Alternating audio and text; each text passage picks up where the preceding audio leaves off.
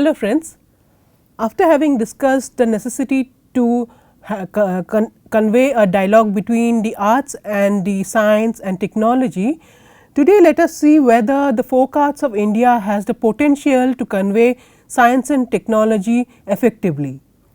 In this class, we will discuss what are the scope of Indian folk art and whether they are able to convey and communicate science and technological discoveries effectively.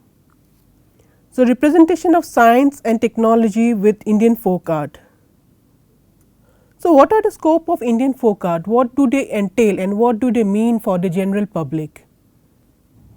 They are organic, as we have already discussed in the previous classes. They come out from the community themselves, they are from the community themselves build this kind of art. So, they are organic, they are inbuilt, they are from the community themselves. Because they are organic, because they are created by the community themselves, because they are born from the community themselves, they are widely accepted and they have a wide recognition. They have a large vocabulary. We have seen in the previous classes that Indian folk art has the ability to communicate and convey a large range of things, from worldly philosophy to day to day matters, from emotions to angry, love, hatred. They have a large vocabulary. They are able to express a lot many things and lot many topics at once. Easy mode of communication. We have seen that it is very easy mode of communication. It is direct. It is from one person to the other. So, there is nothing in between. So, they are very easy and they are very lucid mode of communication and to convey things that the person wants to convey to the other. Low cost. Most of the folk art are very low cost. We have seen that they are built by the community themselves and they have very minimum mechanical aid, very minimal things from outside. They are done from whatever is available around them. So, they are very low cost. They are vibrant and they are diverse. We have seen that India is full of different kinds of folk art. They are very vibrant, they are very lively and they are very diverse. One folk art is different from the other, though they may thematically they might be similar, like we have seen in Madhubani and other wall art. They might be thematically similar, but they have a different kinds of representation, they have different kinds of execution. So, they are diverse across the country and they are very lively and vibrant, they are alive. So, these are the few scope that I have mentioned, that that folk art are able, they entail this many things, they contain this many things. So, these are the strength of folk arts.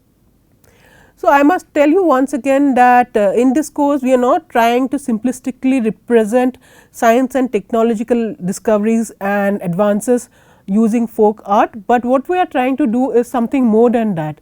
We are trying to create a dialogue between the folk art of India with science and technology. That is to say that both this domain of knowledge are at par with each other and none is less from the other.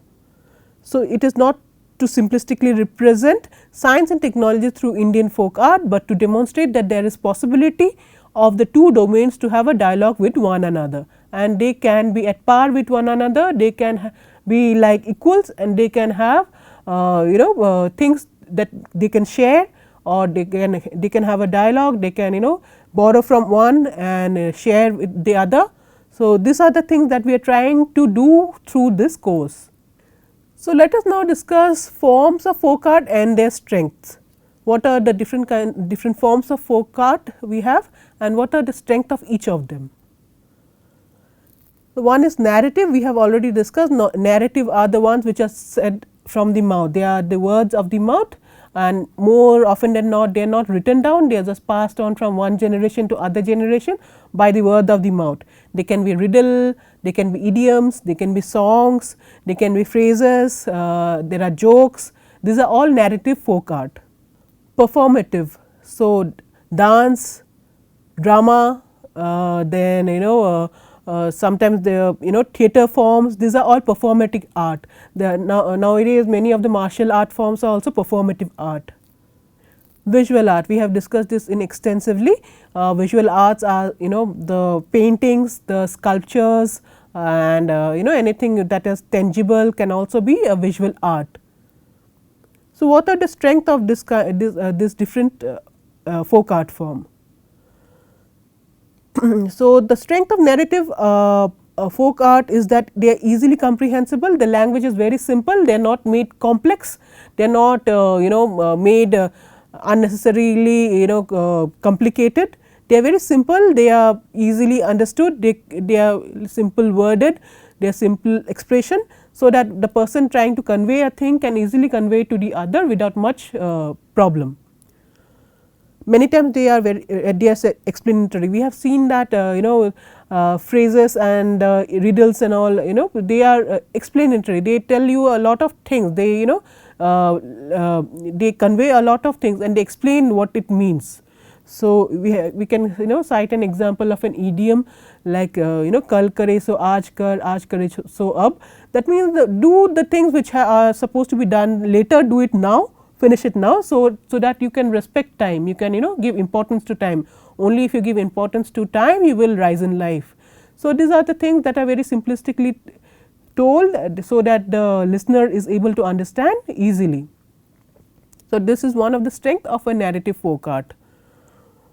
Few narrative arts such as riddles and idioms encapsulate deep philosophy in short precise manner. So, you must have you must be having examples from your own culture, like there would be some riddles in your own language, in your own culture, and there would be idioms, phrases which has a lot of deep meaning, deep philosophy, but they are told to you in a very simple manner, so that you understand a lot of things in a very precise and a very crisp manner.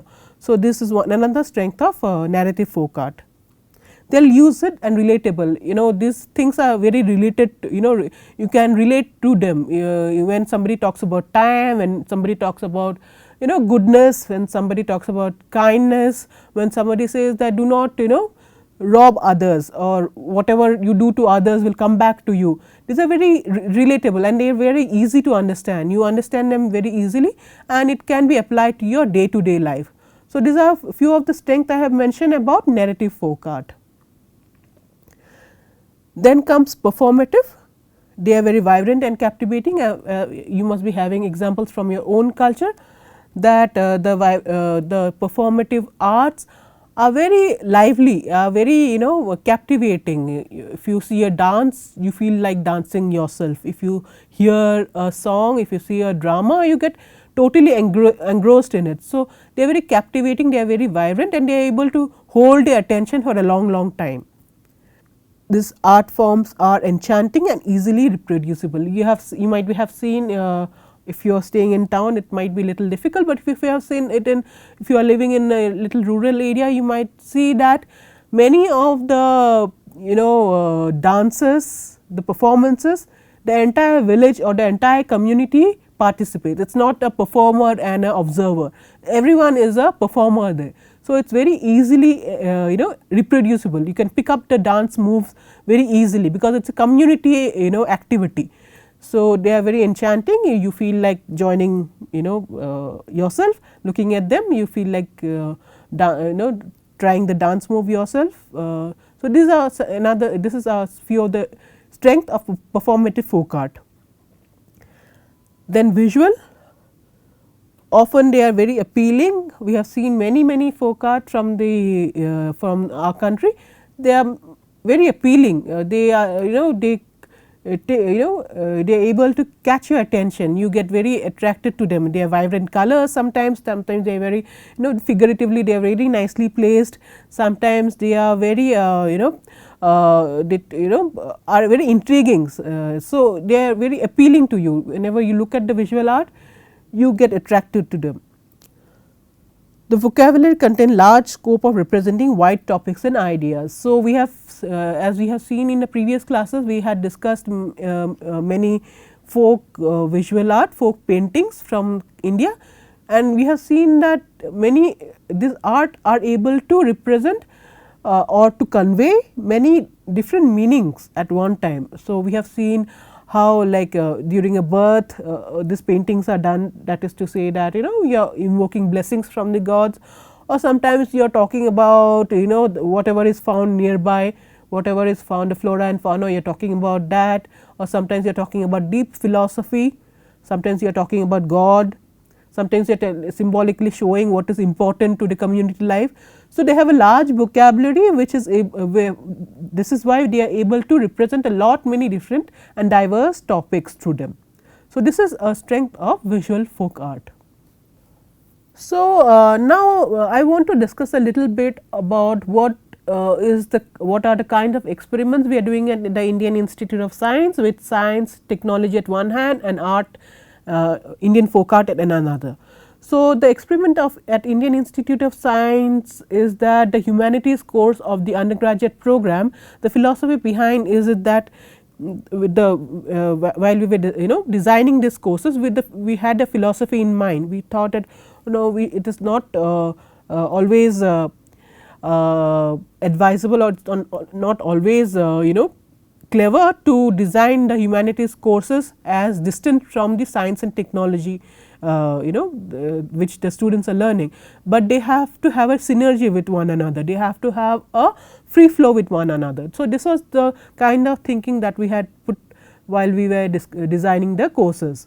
So, the philosophy was that in order that the science and technology community provide effective leadership in matters of development, these are some examples: development, agriculture, industry, health, and in order to ensure that knowledge production takes into account the interpenetration of natural and human worlds, we need a broader conception of science and its deep and complex relation with society and culture. We often think that science and technology has nothing to do with society and culture. Scientists are not they are removed from the society, but we have to change this notion at some point. And so, this courses, when we were developing the humanities courses of undergraduate program, we wanted to have a synergy. We wanted the humanities and the social science to have a dialogue with science and technology. So, these were some of the thoughts that were there, that we have to give importance to the interpenetration of the natural and the human world, and we have to say that the science and technology has a very deep and complex relationship with society and culture. These were the things that we were keeping in mind while designing the course. So, I want to discuss a bit about the Mapping India 3D Folk Art course. So, this is a course that is taught to the undergraduate students. So, as part of this course, what we try to do is we try to understand India not by the written word, not by text, but we try to understand India through the vibrant folk arts. So, every year we discuss a different art form. It might be visual art in one year, it might be performative art, performative folk art in another year, it might be a narrative art in the other year. So, we take a different form of folk art and we see its continuation and diversity across the country. So, this is how we try to understand the country, by looking at the folk art. So, as I had mentioned earlier, that we see the folk art as not something that is thrust upon the community, but they are born from the community themselves. So, they are they talk a lot about the worldview of the community. They talk about their hopes and aspirations, they talk about their values, they talk about the worldview. So, looking at the folk art, we try to understand the community from inside out, not outside in. So, we try to understand the community from their own perspective. So, this is what we try to do in this course, that is to understand India through looking at the Indian folk arts. So, understand the nation little better by understanding the folk arts. So, this is what we try to do in this course. As a corollary of this course, what we try to do every year is to build a synergy between the Indian folk arts and science and technology. So, every year the students themselves take up the responsibility of representing something related to science and technology, and using folk art as a medium. So, this is again not to say that we are just using the folk art as a medium of expression, as a medium of communication, but we are trying to explore that does the Indian folk art have the ability have the vocabulary, have the scope of having a dialogue with science and technology, whether they have enough tools to talk about science and technology effectively. So, the experiment has been fairly successful. We have been able to produce a lot of artifacts through this course.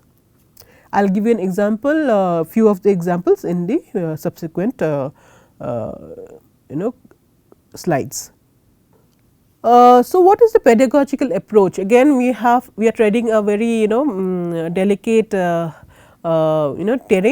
while we are trying to say that we want to have an interdisciplinary course. We want to have we want to establish a dialogue between folk art and science and technology.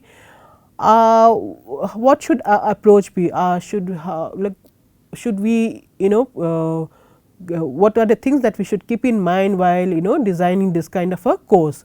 Very often than not, sometimes the art are just reduced to amusement. We were very careful about this. We were careful about that they are not reduced to just mere source of amusement or entertainment, but we should take them seriously as a heritage of a community.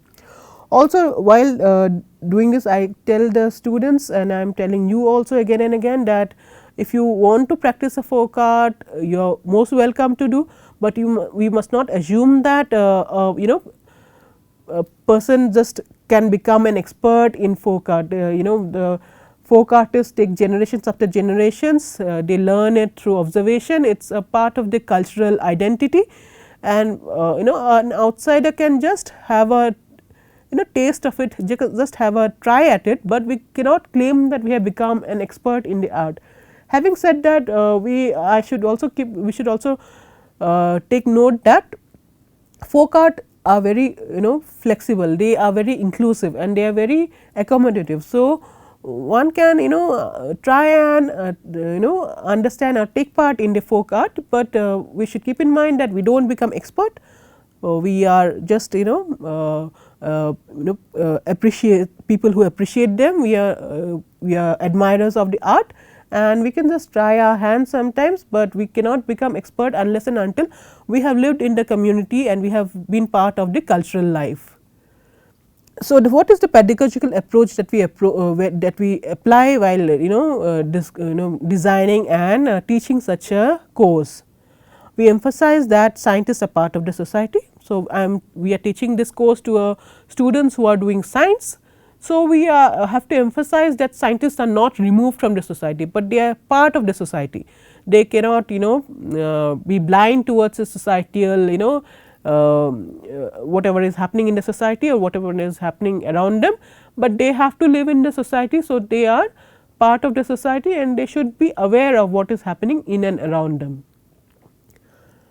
Scientists and technological excellence cannot be attained without accounting for human and environmental concerns. So, one cannot become a great scientist or a technological expert unless and until he or she takes into account the societal necessities or the environmental concerns.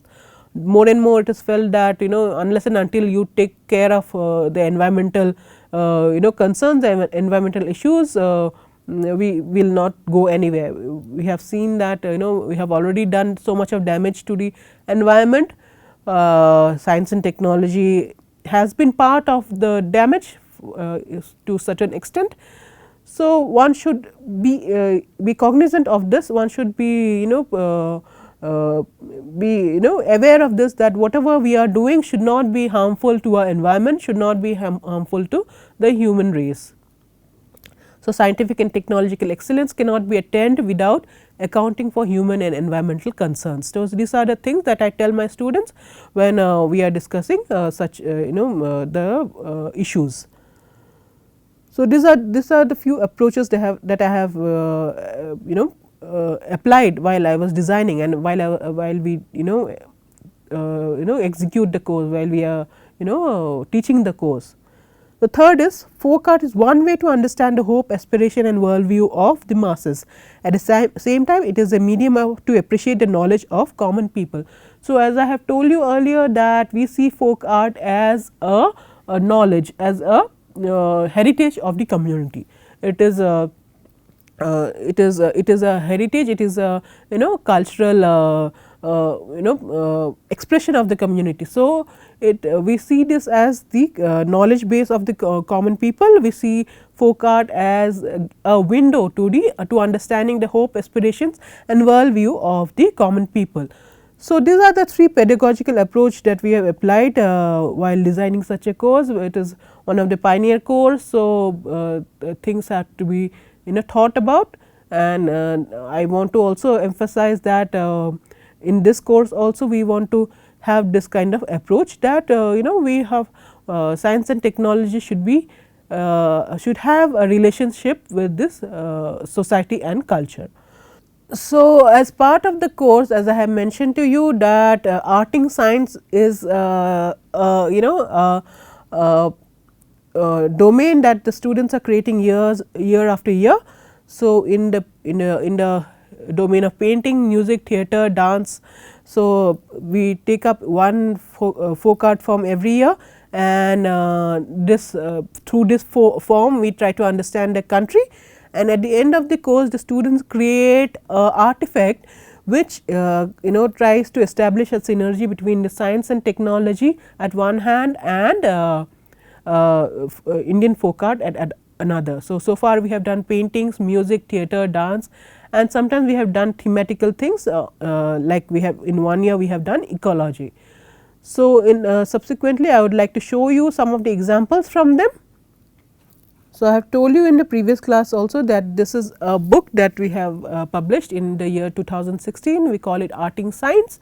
So, this was the year when the students, the UG students of Indian Institute of Science, the 2012 batch, they were asked to represent a scientific concept using any Indian folk art, any Indian visual folk art.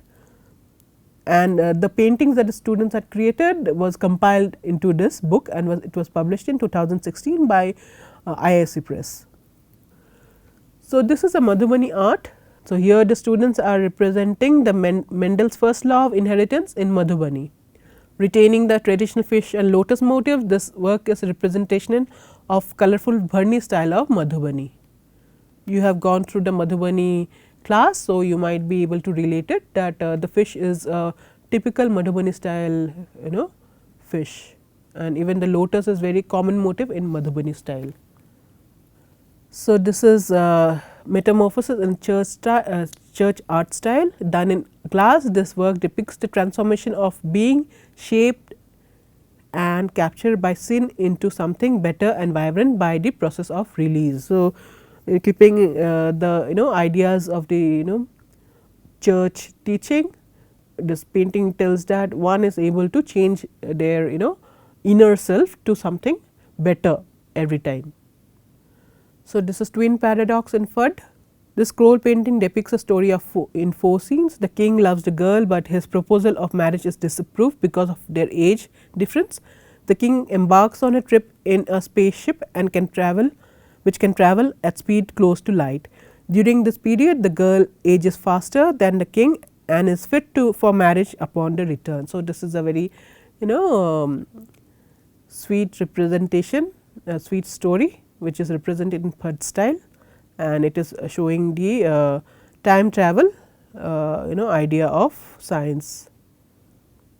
This is phagocytosis in cereal. You must have learnt about phagocytosis in your school. The typical red colored has been maintained to show the combat between antigen and antibody against a characteristic regal setting. So, cereal style is a painting style of Andhra Pradesh and Telangana, where the war scenes are depicted mostly between the king or the nobles of the kingdom with the enemies. So, and the background is often not often, it is always red. So, in this painting also the students have maintained the red background, and they are showing the antigen antibody combat. This is again a Madhubani painting, and they are showing hydroponics. Opposite to the art form, this work depicts the daily life of opposite of the art form, this work depicts the daily life of a rural woman venerating the tulsi plant. So, Madhubani style, as we have seen earlier, that it depicts the rural life, the rural values and the rural worldview. So, here also they are trying to show that how lady of a household is worshipping the tulsi plant, which is revered in Indian customs. The plant is shown growing without any soil, using only water. The side panel showed the process of hydroponics of growing plants in water alone with dissolved nutrients and a wire mesh at the base. So, if you pay attention to the side panel, the process is also shown how a plant can be grown without soil, but only with water and nutrients. This is again a church art style. Mathematics may be twisted at times, both literally and figuratively. The perplexing yet blatantly logical idea of the Mobius strip is represented in grand church art on glass. So, this is a representation of the Mobius strip in church art style. This is Kalamkari of Andhra Pradesh and Telangana. The mirror image is shown here. The artwork represents two-dimensional figuratively the artwork represents two-dimension reflective symmetry of a motif typical of Kalamkari art. So, this motif is very typical of Kalamkari art. If you have come across Kalamkari, you have you would have definitely come across such a motif. So, here they are showing the reflective image through Kalamkari art. This is collage conjecture in Sanji. At a metaphorical level, this work represents the principle of unity in diversity. It depicts that each leaf, through varied form from each other, though varied from each other, ultimately rose from the same base. This is closely related to collage conjecture, which where every number seems to reach unity at the end of the process. So, this is a complex mathematical theory which is represented in Sanji art style. Sanji art style is a paper cutting style popular in Uttar Pradesh area. This is Worli art, and here they are showing accretion, a theory in physics. Accretion is shown here to represent urbanization. The city with its intense pull is attracting population of the nearby village, forming an accretion disk. So, here the accretion is shown that how urbanization pulls people from the rural areas and urban areas get more and more crowded. So, this is what it is shown in this Worli art. This is again Worli art, it is showing human evolution. This work is a modern rendition of the Worli art, human evolution from ape to Homo erectus, from books to laptop has been highlighted, heightened by the progression depicted in the background from tribal society to industrial society. If you pay attention to the background, you will see how they are first showing the tribal society and how they have finally progressed to something what we call as modern, and you can see nuclear explosion, industrialization has happened. This is animal evolution in Gond art. This intricate artwork shows the distinctive lines and dot pattern of the Gond art form. The art shows the evolution of animal world in a flow chart. So, this is shown in a flow chart how animals have evolved. It is done in Gond art style, very intricate designs, very intricate patterns are shown here. If you remember the Gond class that we have had, we have seen that the Gond art is represented with dots and lines. It is very typical representation of the Gond art style. Extension of dinosaur in Sohrai painting. This work done on plaster of Paris gives the texture of the mud wall, retaining the original theme of nature of the tribal art. The theory of dinosaur extinction by meteors is shown. So, this is giving you a feeling of the mud wall. It is done in plaster of Paris, and here the extinction of dinosaurs is shown. Significance of zero in Zamani Roy style Kalighat painting. This work, featuring an Indian mathematician, an Arab trader, a cow and a camel, is an ode to the discovery of zero by Indian mathematician and dispersal of its significance by the Arab traders. Wormhole is introduced to connect the distinct parts of the world. So, it is said that the significance of zero was discovered in India and the Arab traders have popularized it. So, here the wormhole, the concept of wormhole is introduced to show that how the two worlds are connected. So, friends, today we have seen some of the examples from visual art In the next class, I would like to show you some of the examples from other folk art. We will show you examples from dance, we will show you examples from theatre, we will show you examples from music. So, this is to give you an idea that it is possible for the Indian folk art to have a dialogue with science and technology. It is possible that Indian folk art can effectively represent science and technology, and they can both have a exchange of ideas and exchange of concepts. So, see you in the next class.